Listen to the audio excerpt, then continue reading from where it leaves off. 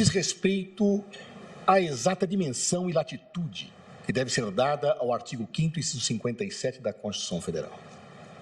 Lá está inserida uma expressão trânsito em julgado, ou sentença que transita em julgado. O significado dessa expressão é indiscutível. O significado dessa expressão está incorporado nos léxicos jurídicos há décadas. Trânsito em julgado significa sentença que não comporta mais recurso. Significa, na linguagem de Liebman, aquela sentença que gera a definitividade dos seus efeitos erga omnes na perspectiva da sua intangibilidade. Trânsito em julgado, em síntese, significa trânsito em julgado. Podemos gostar ou não gostar disto. Podemos discordar da Constituição. Podemos dizer que ela é retrógrada, que ela é atrasada, mas é o que a Constituição diz. Pode-se utilizar qualquer instrumento hermenêutico, qualquer instrumento exegético, é o que está lá. E é esta Constituição que nós juramos defender. É esta Constituição cidadã que nos garante o Estado de Direito. Por isso, senhores ministros, senhoras ministras, há que se respeitar a Constituição. E a expressão trânsito julgado não foi colocada lá por acaso, senhor presidente. Ela tem uma lógica sistêmica, ela tem uma lógica axiológica. Essa lógica é que esta Constituição cidadã garante, acima de tudo e de todos, a dignidade da pessoa humana e a liberdade. Estes são os valores fundamentais que lá estão colocados e por isso se assegura que aquelas restrições a estes valores só podem ser dadas quando a certeza jurídica alcança o seu grau máximo. E com isto se vincula a competência desta Corte. Somente quando esta Corte não mais puder se pronunciar é que efetivamente se pode cercear esta liberdade. Tenho ouvido, senhores ministros, alguns argumentos com os quais eu quero dialogar.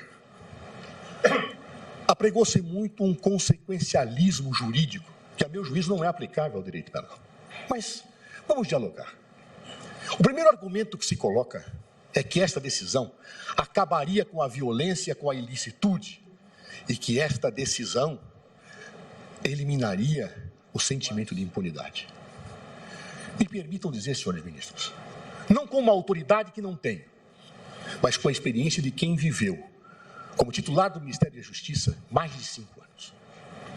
O principal problema da ilicitude e do sentimento de impunidade está no nosso sistema prisional.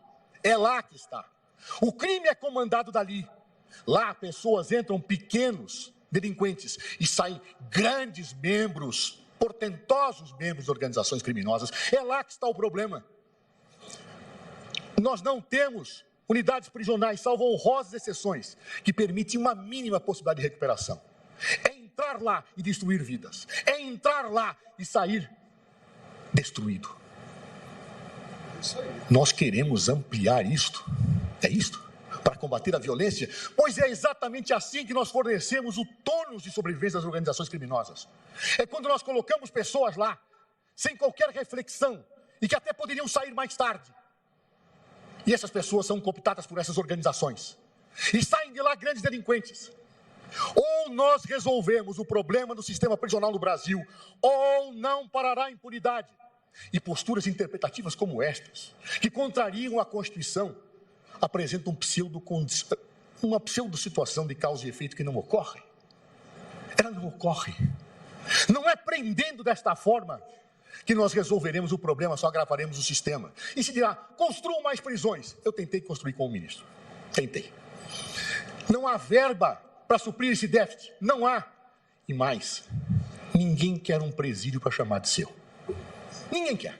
Ninguém quer um presídio na sua cidade. Os governadores não querem. Traz desgaste político, o custo é altíssimo. Não tem como resolver esse problema, a não ser enfiar pessoas como gado atrás das grades. Vamos continuar seguindo essa linha?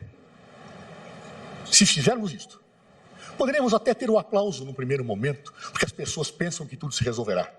Estaremos tratando um tumor, uma pequena pastilha, uma pastilha que faz cessar a dor momentânea, mas estamos agravando e alimentando esse tumor.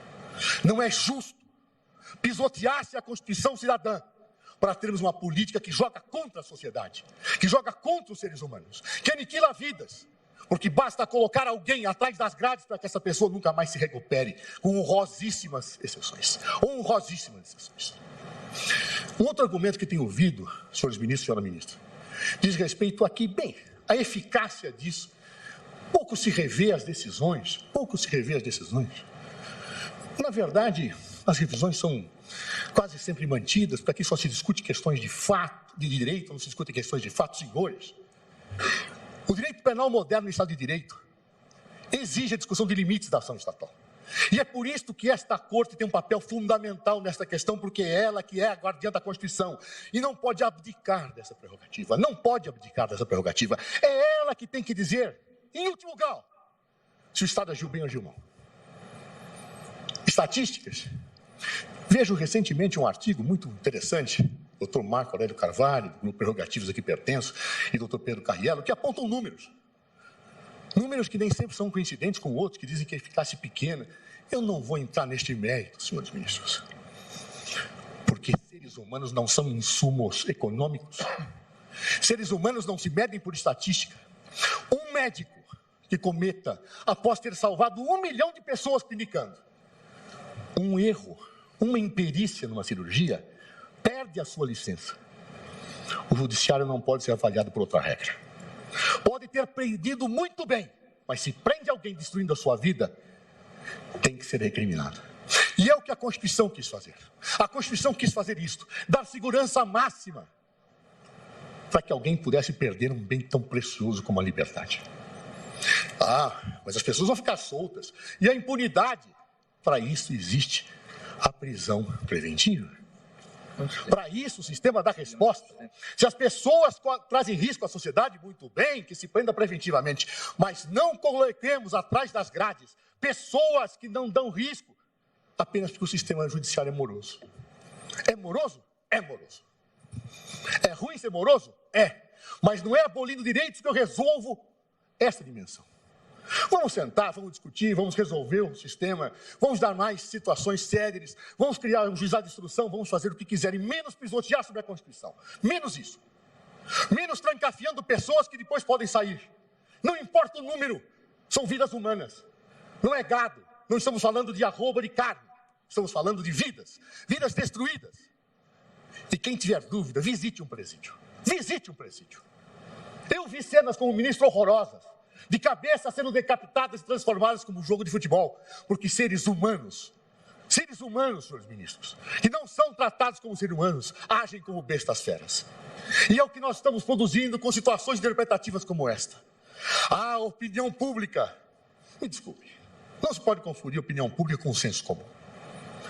Opinião pública exige discussão profunda, amadurecida, refletida, discussão de estudos.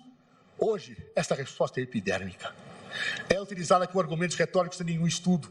Não se discute o sistema prisional para se discutir essa possibilidade que aqui hoje efetivamente se decide.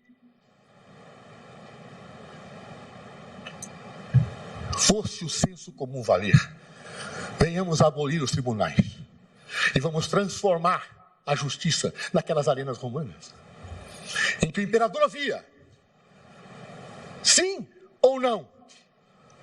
É assim que nós vamos tratar os seres humanos? Senhores, estamos no Estado de Direito. E como tal, devemos respeitá-lo. Respeitemos a Constituição. Respeitemos aquilo que nós juramos cumprir. É o que peço às vossas excelências.